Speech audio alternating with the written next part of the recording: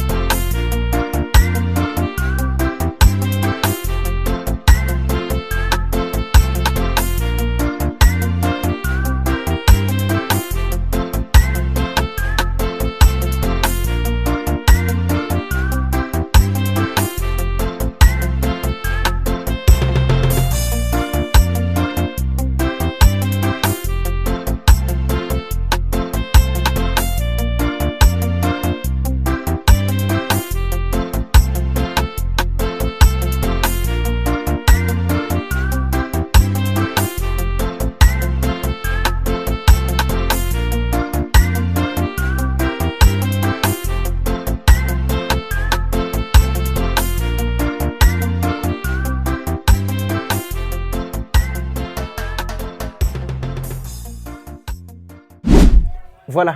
Donc, ou même qui nouveau sur plateforme ça, c'est important pour que vous capable abonner, partager, like si toutefois vous aimez le travail que nous a fait. Eh bien, nous encore retrouver directement Moncas pour moun alors qui connaît l'espace ça très bien. Eh bien, c'est toujours continuité route là qui a fait. Mais comment vous fait travail là? Donc, il y a machine qui allait, il y a machine qui retournait. Vous fait une partie avant et puis vous fait l'autre partie. Par exemple, Kounia, on capable dire yo a retourner. Ça veut dire yo ba Ouanamet do Kounia, yo a retourner encore parce que parti côté que yo va rencontrer li rete, nous capable dire que li camper Carrefour Chivri pour moun qui connaît eh bien Carrefour. Eh bien après au fin fait espace à rencontrer avec print qui eh bien qui rive Carrefour Chivri. Donc tout de suite yo va retourner encore côté que yo pral faire continuité pour que vous capable aller directement Ouanamet. Eh bien c'est ça, les amis internautes, nous c'est HD TV Haïti, nous c'est HD pour mon musique. Pas oublier, follow nous sur YouTube, eh bien pour que nous capable toujours partager toute information ça à coup.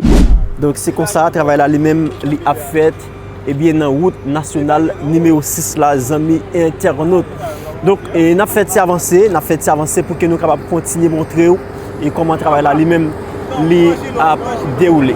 Donc, t'as gagné en pile blocus. Raison, c'est parce que donc, monsieur Damio a travaillé et puis nous connaissons très bien route ça, c'est une route qui est vraiment fréquentée.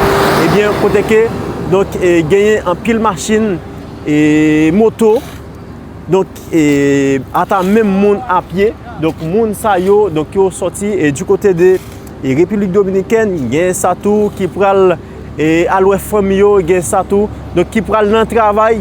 Donc, nous capable dire c'est réseau ça yo qui permet à ce que vous ça lui-même est vraiment fréquenté. Donc, jusqu'à présent, n'a suivre.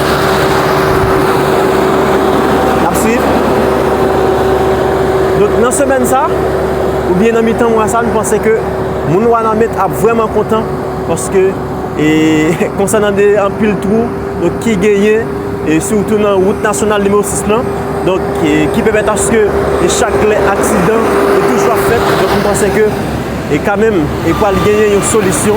Donc nous pas vraiment connaître une solution ça et pour combien de temps ou bien pour combien de jours, mais quand même penser que moun yo pral sorti yo plus à l'aise et bien concernant des gens route là lui-même lié à. N'a avancé pour que nous allons montrer comment ça est.